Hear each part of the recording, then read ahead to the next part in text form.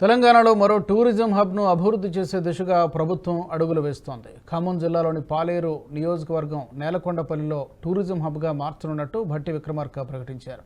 నేలకొండపల్లిలో ఉన్న బౌద్ధ స్తూపాన్ని deputy CM Bhatti Vikramarka, మంత్రులు జూపల్లి కృష్ణారావు, పొంగులేటి శ్రీనివాసరెడ్డి సందర్శించారు.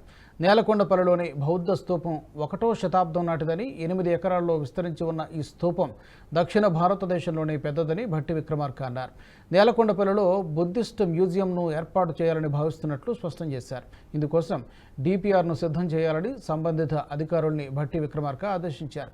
అభివృద్ధికి కావాల్సిన నిధులు మంజూరు చేస్తామని విక్రమార్క చెప్పారు.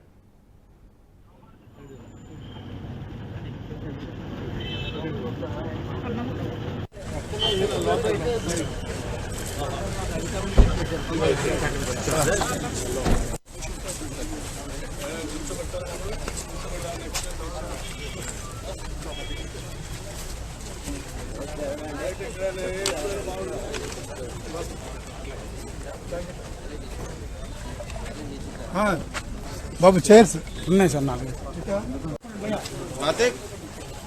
కార్తీక్